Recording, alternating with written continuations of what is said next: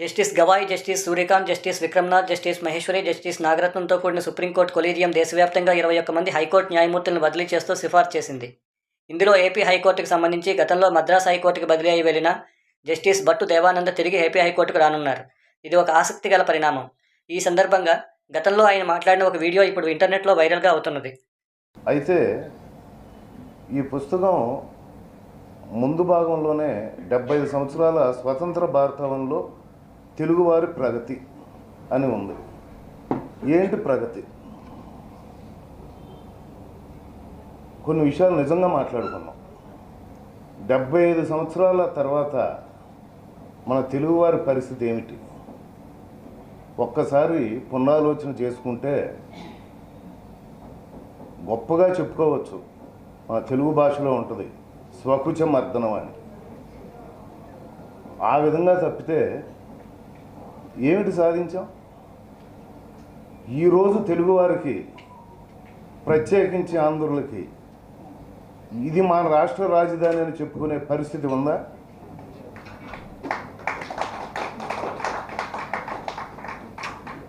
దానికి కారణం కొందరికి ముందు చూపు తక్కువ ఉండటం కావచ్చు, కొందరి అశ్వదృష్టి కారణం కావచ్చు. ఏం సార్? అదే దూరదృష్టి లోపం, అశ్వదృష్టి లోపం, కారణం ఏదైనా కావచ్చు. ఇది మనం ప్రగతి సాధించింది.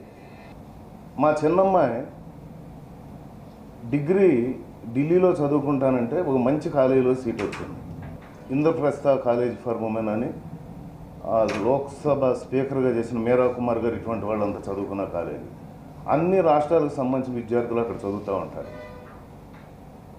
వాళ్ళందరూ ఇదిగో మా రాష్ట్రానికి మా క్యాపిటల్ ఇది, రాజధాని ఇది, మా రాష్ట్రానికి ఇది, మీ క్యాపిటల్ ఇది అని.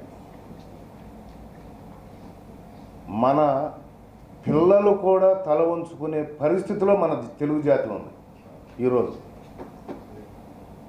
బయట వారి దగ్గర అవమానాలు పొందే పరిస్థితిలో మనం ఉన్నాం. ఐక్యత లేదు. ప్రతిదానికి కులం, ప్రతిదానికి రాజకీయం, ప్రతిదానికి స్వార్థం.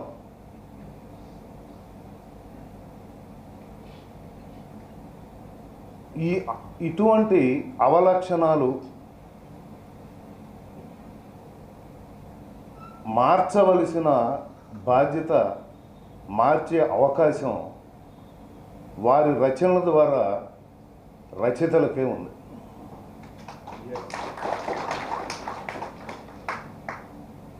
రచయితలు అంటే వారి మనస్సులో కలిగే భావాలకి అక్షర రూపం ఇచ్చి సామాన్య ప్రజలను చైతన్య పరిచే గొప్ప మేధాశక్తి గలవాళ్ళు.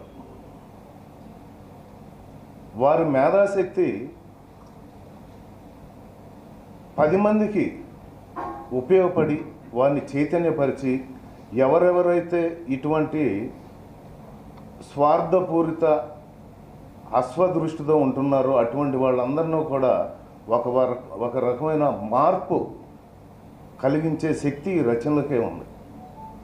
పెద్దలు బుద్ధప్రసాద్ గారు మాట్లాడుతూ స్వాతంత్రోద్యమ చరిత్ర, స్వాతంత్ర సమయోధుల పాత్ర గురించి చెప్పారు. ఆ సమయంలోనే ఎంతోమంది ప్రముఖులు వారి రచనల ద్వారా దేశ ప్రజల్ని ఉత్తేజపరిచారు, చైతన్యపరిచారు. స్వాతంత్ర సమయోద్యమంలో ఆ ఉద్యమానికి నాయకత్వం వహించిన వాళ్ళ పాత్ర ఎంత ఉందో